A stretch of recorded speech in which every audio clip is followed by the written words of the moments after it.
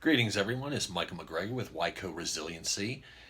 Welcome to another just little quick chat. Today, I want to talk to you a little bit about leadership and leadership qualities, building leadership within your mutual assistance groups. I know some of most people don't like these videos.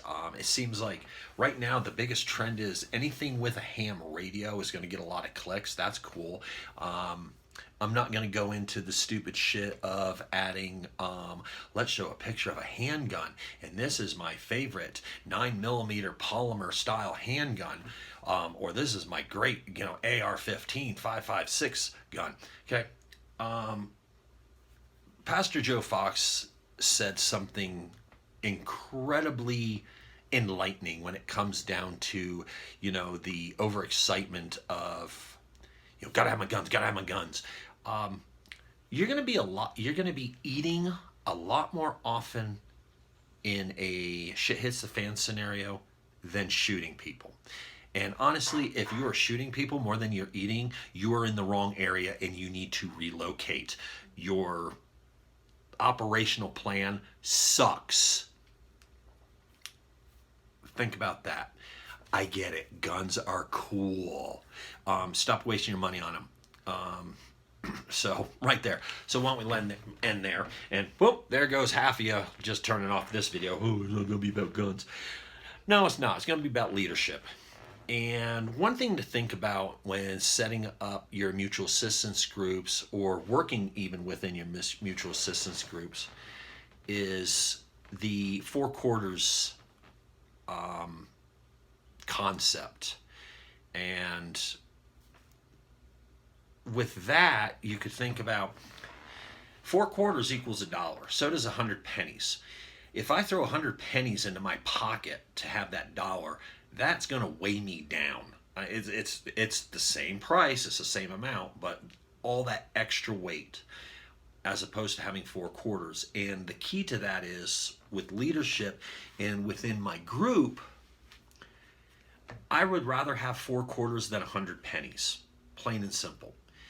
And if within leadership, if you find yourself attracting pennies or pennies are growing within your mutual assistance group, the 4 quarters that you have, the leadership, the council, those that are leading and helping you lead, they need to help the pennies become nickels and then help those nickels eventually move to become dimes. Those dimes can actually start working with other nickels to raise them up to dimes, and then eventually you no longer have pennies, nickels, and dimes, you have quarters, and that's the goal.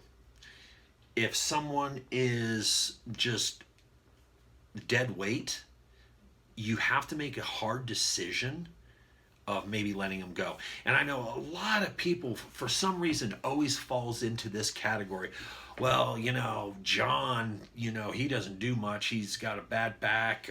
He can't run and gun and he can't door kick. Great.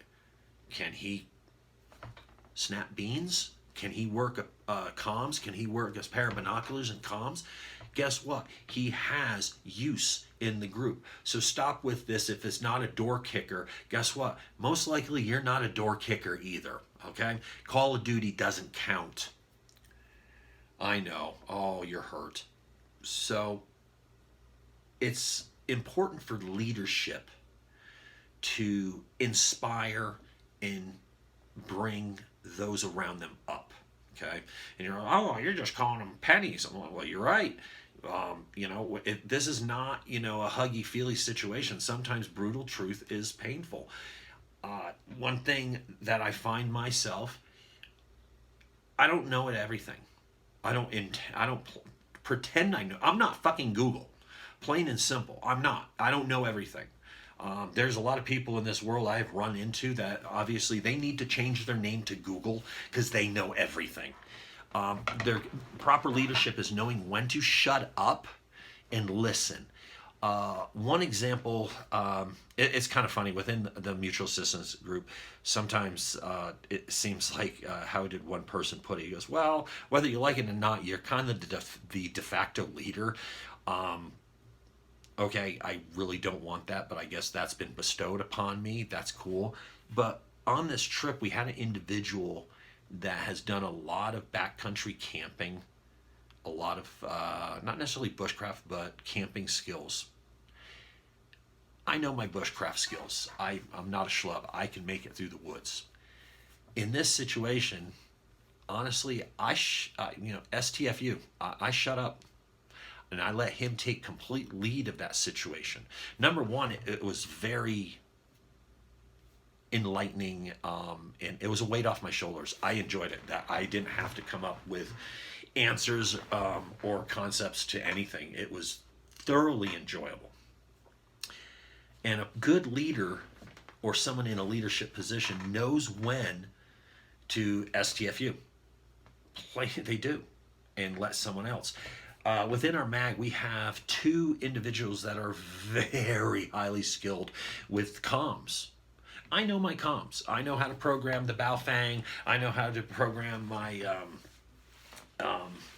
mobile. I can't remember the brand name of it. Doesn't matter. It's a ham radio. It's expensive. It's a mobile. But I'm not the guy that's going to set up everything. That's someone else's position. And being in leadership is knowing when to step back, when to let those run it better. Hey, you're the comms guy. Here's my radio. What are our frequencies? And they can handle that situation. If you have 8 people trying to do comms and set everyone comms, you're going to have multitude of frequencies, and it's got to be decided upon. It does. You have to decide who's going to be in charge of this, so you don't have too many people stepping on other people's toes, and then it just becomes a complete, Charlie Foxtrot situation. If you're that leadership guy and you're taking control of everything, stop and think about it. Do you really want to take control of absolutely everything in this situation? I don't. I mean, honestly, I don't. So, if you have someone that's really skilled in, maybe they've gone through better class or they have more experience in close quarter combat, and you don't, shut up. Let them take charge. That's leadership. And also remember, when everything goes wrong and things go bad, that falls on you. That's leadership. That's not everyone else's fault. You have to step up and take responsibility for the failure as a leader. It's a hard thing to come up. It's a hard thing to do. It's like, well, it's all their fault. No, it's not. It falls on leadership, and you have to remember that. If something's going wrong within the mutual assistance group, that falls on me. Also, one thing within the mutual situation with the group, their safety, well-being is my responsibility. That's not saying basically, I got to store up all their food. Oh, no. That's their responsibility. But it's my responsibility to poke them with a stick saying, hey, it's the responsibility of the council to say, hey, you need to be up on this. There's certain things in our group. We have SOPs. If you're starting your mag, if you're starting a tribe, you need to have standard operating protocols, and it's extremely important. These are base rules. These are standards that you have to set up. No, I'm not going to go over any of ours because that's OPSEC. But being a leader, you take on that responsibility of that group. They look to you for guidance, for strength, for a moral compass. And I know some people are going to jump off this screen and totally start flipping out over things. Oh, pardon me, I had to reach and grab something. Because you might see the dreaded faith thing or something. You know what? If you have a problem seeing faith, I don't know what to say. Deal with it. Suck it up, Buttercup. So, me as an individual, my cover. Let me reach to my cover. I bet you things are going to fall off now. There we go. Sorry, everything's within reach. So, I don't have all the answers. and I don't ever plan on. But there are things that are bigger than me and greater than me, and two books that I've actually been following to help me, and maybe even three that have been helping me to be a better leader is number one. Yes, the cover's off it because I don't use book covers. Extreme Ownership by Jocko Willink. This book is essential to me for proper leadership. I read it daily. And one big book that I read daily, for real leadership, and this is for me. This helps me. You don't have to, but I read the scriptures every day. And this is from the Institute for Scriptural Research. This is my Bible for those of you that may not know what the scriptures are. This is basically Yah's word, Elohim, Yeshua. I particularly like this one because it is the Hebrew translation and has all that. But this is not a sales pitch on a Bible. But this is bigger than me. This gives me leadership to ask for. And I do this. And yes, I also believe in reading other books of faith and practice. I have read the Tao Te Ching. So it's not just, I only read one. Once I am finished with my full reading of the scriptures, I'm actually going to read the Quran. Why? Because I think you should. I've read Karl Marx. I'm not comparing the Quran to Karl Marx in the concept. I read Karl Marx because I want to know my enemy. I'm not reading the Quran because I do not look upon Muslims as my enemy. I consider they are my brothers as human beings. If you're an extremist in whatever group, piss off. Extremism is extremism, plain and simple. Another good book, and I don't have it within reach, is The 4-Hour Workweek. That's a great book. But also the Survival Group Handbook.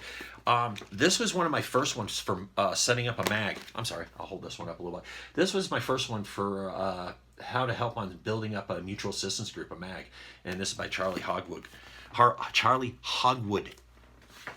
Another really, really good book on setting up preparedness is by Pastor Joe Fox. The Survivalist Family. Prepared Americans for a Strong America. Kind of much like Wyco Resiliency for stronger communities. So these are books that I follow. But the two right now that are my main daily reads are the scriptures, and I read anywhere between 5 verses a night or entire chapters. Currently, I am at Exodus 11, Exodus 11:1. We are learning about Moshe, which to me is, the story is fantastic. I mean, even the guidance and stuff I'm getting. So, and this was a challenge given to me by a coworker at work because we were talking about faith and stuff. And he said, I challenge you to read 5 verses a day out of the Bible. And I was like, you know what? Challenge accepted. And I started with King James Version, and there was way too much Old English for this old mind to wrap around, and I was getting trapped in the pronunciation of the words and losing the actual message. So, but that's something, you need to find something bigger than yourself as a leader. I think too many people put themselves in that higher, there's only me, and that hurts them. So whatever your higher power may be, whether it be Odin, whether it be, whether it be Odin or Yahweh,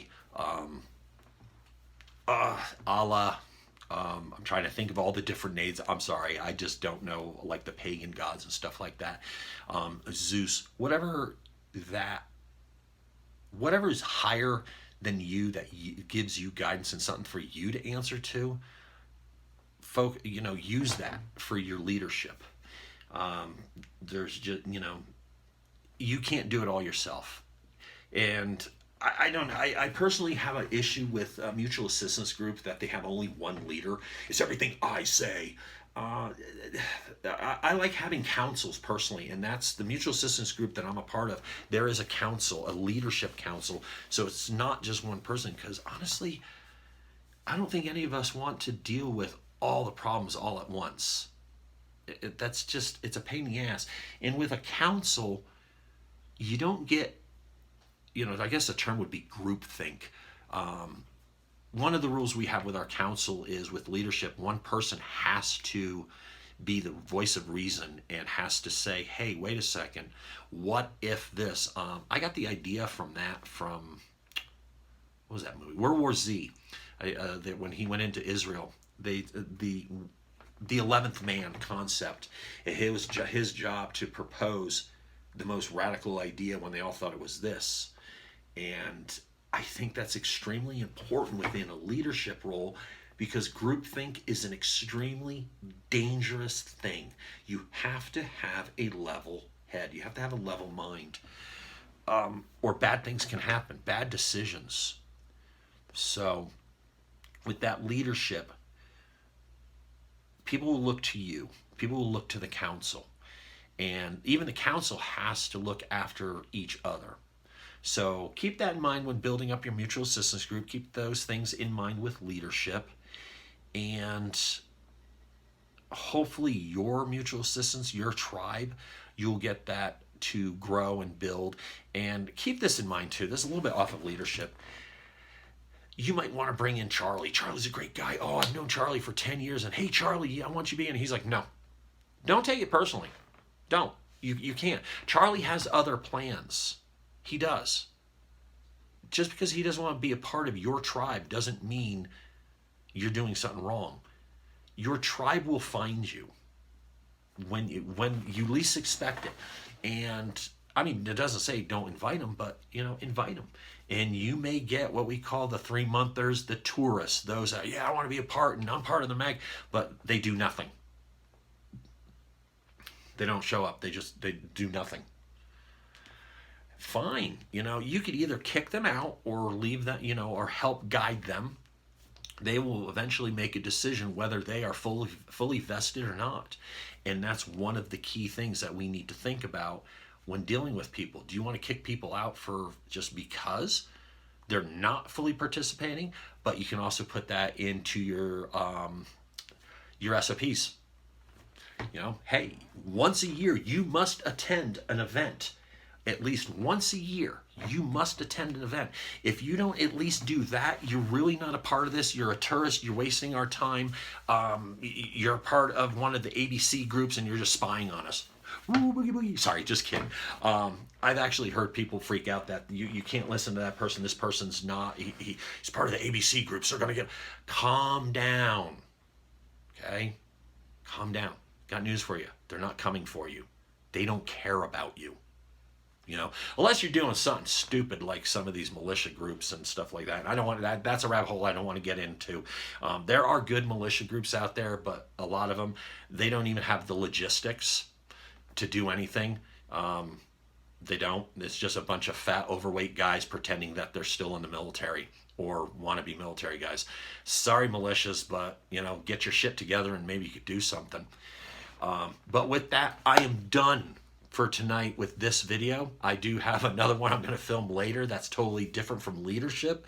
I just want to get them done for this week because I haven't been doing a lot with the YouTube stuff, so I want to boost things up. So, but with that, I'm Michael McGregor with Wyco Resiliency. I'm the Wyco Nomad. Be sure to be sure to subscribe, like, and share my videos. Let's help me grow this channel. It'd be nice. I'm not going to beg, but it'd be nice to get this channel to grow. I do appreciate comments. If they're not constructive, if you're just trolling, bye. It was nice knowing you.